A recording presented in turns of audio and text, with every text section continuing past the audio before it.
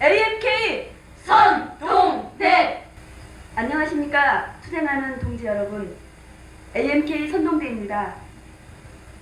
90년 짓밟히고 피멍들어 신음하는 AMK 노동자들의 분노와 들꽃 같은 사랑으로 세운 민주노조. 3년 동안 더욱 튼튼하고 알차게 현장에서 일하는 조합원을 위해 노동조합은 살아 숨쉬고 있습니다. 세상 어느 곳에서나 아주 흥미진 곳일지라도 투쟁하는 동지를 위해 해방 일터!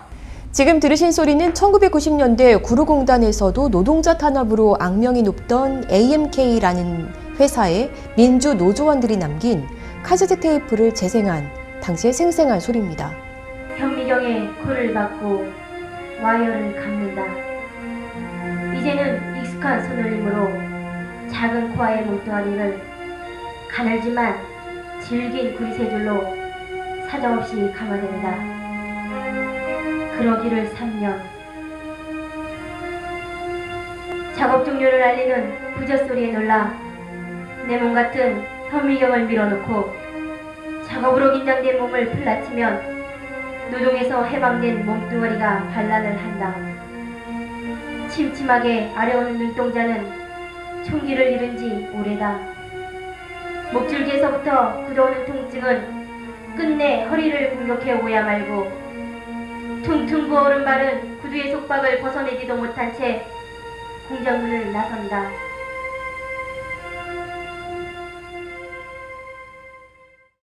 AMK, AMC라는 미국 다국적 기업이 한국에 세운 컴퓨터 부품 회사입니다.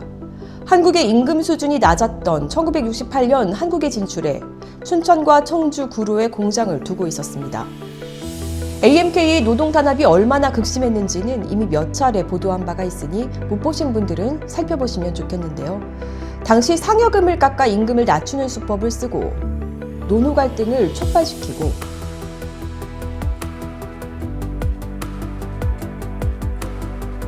근거 없는 색깔론으로 노동자들을 괴롭히고 심지어 노동자들이 들어오는 문에 감전장치까지 달았다는 그야말로 가진 악랄한 수법을 사용하던 AMK의 한국 대표는 검사와 법무부 장관, 국민의힘 당대표 등을 거쳐 현재 국민의힘 유력 대선 후보로 거론되고 있는 한동훈 후보의 부친입니다. 한동훈 후보는 아버지가 AMK 대표였지 제가 대표였습니까? 제가 노동 탄압을 했습니까? 라고 말할지도 모르겠습니다. 그러나 AMK에서 청춘의 꿈을 포기해야 했던 노동자들 앞에서 그는 과연 자신이 누린 모든 것이 자력이었노라고 떳떳하게 말할 수 있을까요? 제가 그 90년 4월 2일 날 그 회사를 입사를 하고 한 보름 정도 됐을 때 파업을 했었어요. 파업을 했었는데 저는 그 뭐 사회 초년생이라 뭘 잘 모르고 그랬지만 제가 파업에 동참하게 된 계기는 같이 일하는 그 남자 노동자들이 언니들 머리끄댕이를 잡아당기고 질질 끌고 가고 때리고 너무 놀란 거예요. 사람이 사람을 어떻게 때릴까. 그래서 그걸 보고 제가 안경을 그때도 꼈었는데 나도 모르게 안경을 집어 던지면서 이 새끼들아 그런 거예요. 제가 그랬더니 정말 등치 큰 남자가 와서 이런 미 이러면서 저 허리춤을 딱 잡고 그때 42kg 나갔거든요. 이렇게 들고 저를 정문에다가 그 문을 열고 집어 던졌어요. 이렇게 들고. 너는 얼마나 모멸감을 느꼈겠어요. 그때 20살? 딱 20살. 근데 제가 싸다구를 한 대 맞았거든요. 그런데 제가 그랬어요. 우리 아빠도 안 때리는데 당신이 뭔데 때리냐고. 당신이 왜 때리냐고. 그러면서 저의 인생이 거기서부터 꼬인 건 아니지만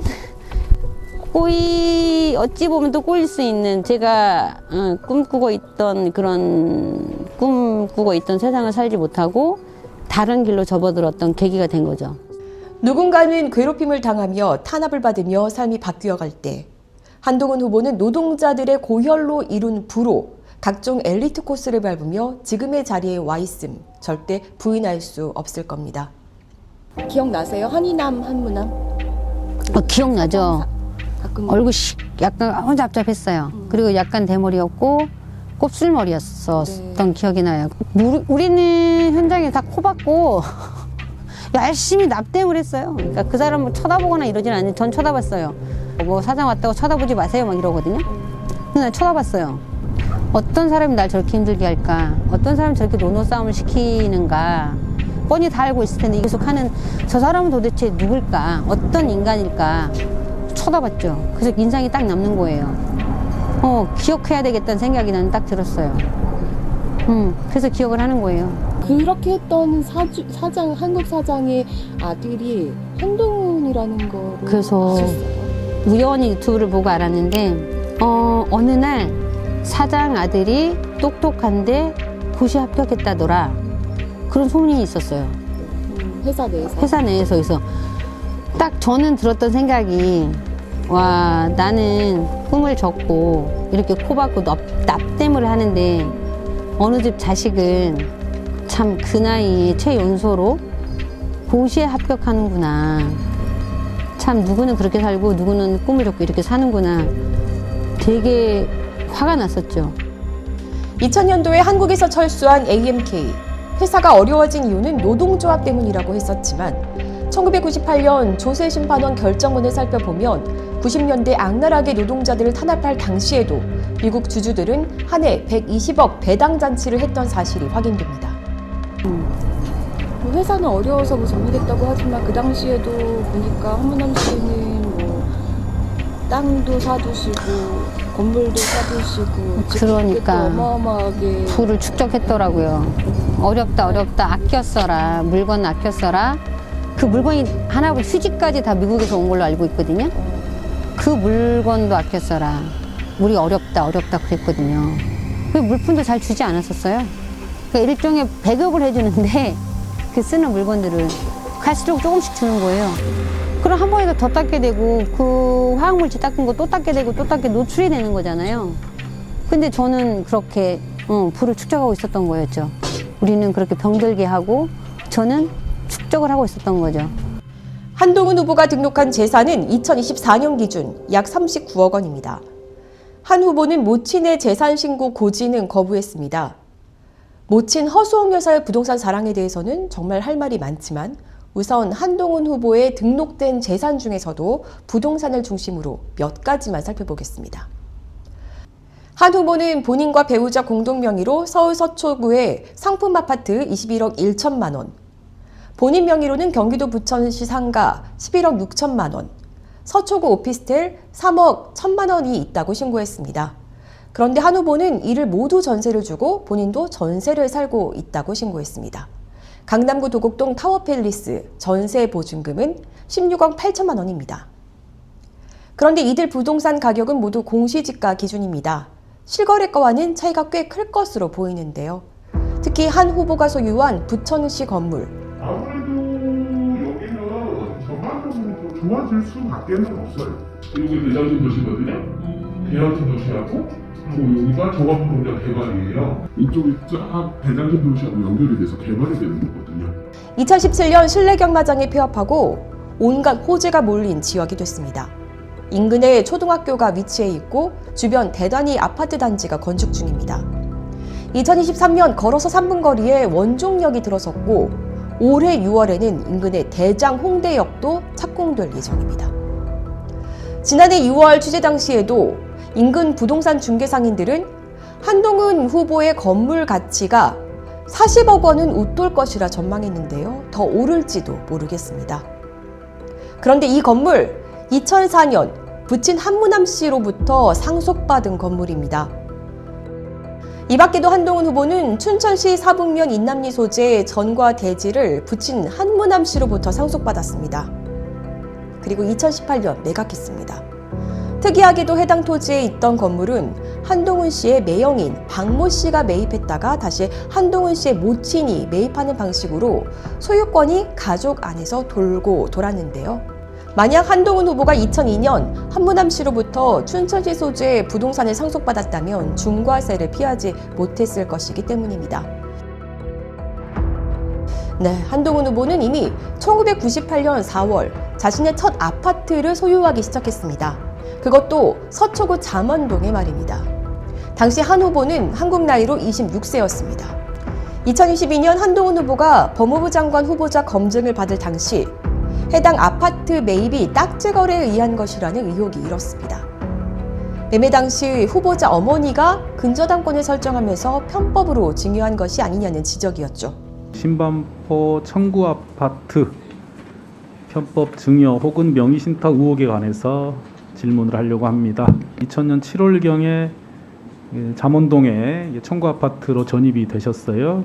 그 아파트는 98년 2월에 이제 정모 씨라는 분이 소유권 보존 등기를 했는데 그 후보자 어머니께서 1억 2천만 원 근저당을 설정을 하셨습니다. 아마 한 1억 원 정도 돈을 빌려주셨던 모양이지요.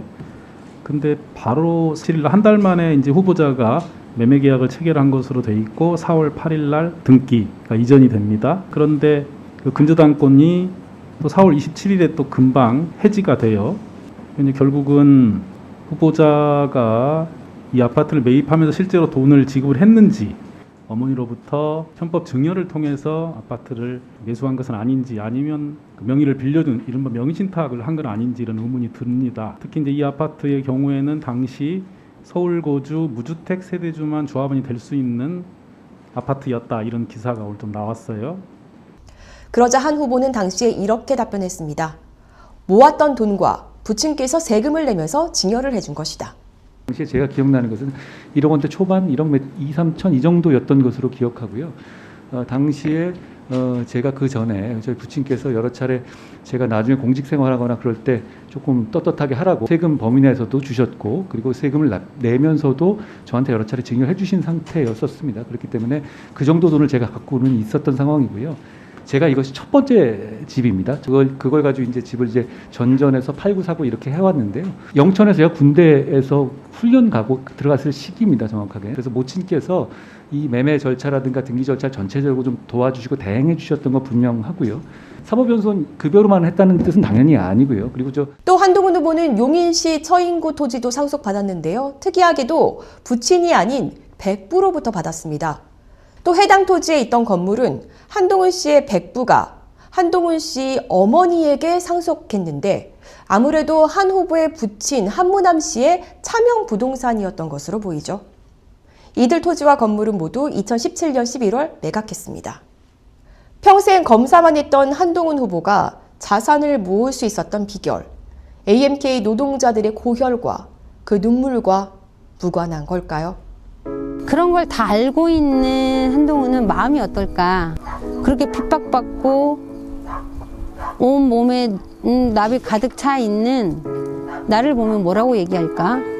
나는 지하방에 그 습기 가득 찬 곰팡이 나는 그런 곳에 살면서 그 납을 마시고 살았는데 자기가 대물림된 건 자기는 불을 대물림하고 어떤 걸 대물림했지만 저는 납을 대물림했잖아요.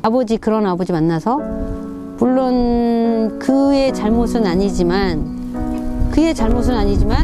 그 돈이 어떤 돈인지는 알았으면 좋겠어요. 그 돈이 자기가 먹고 그런 걸 누렸다라는 돈이 수천 명의 피와 땀, 청춘, 그 짓밟힌 그 청춘에 대한 대가라는 거 한동훈 씨는 정말 알았으면 좋겠어요. 나는 그래서 진짜 사과받고 싶어요. 그래야 될 것 같아요. 내 몸이 너무 아프거든요. 저에겐 언제나 국민과 당원이 먼저입니다. 그래서 저는 국민이 먼저인 나라, 성장하는 중산층의 나라, 실용이 이념을 이기는 나라를 만들겠습니다. 저는 제21대 대통령 선거에 출마합니다.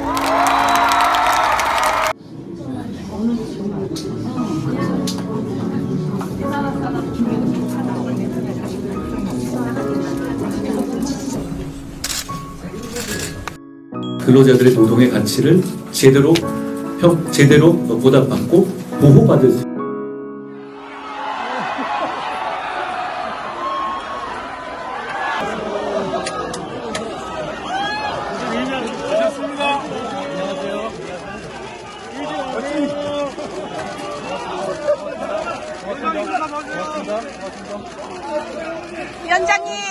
여쭙겠습니다. 이 AMK 노동자들 기억하십니까?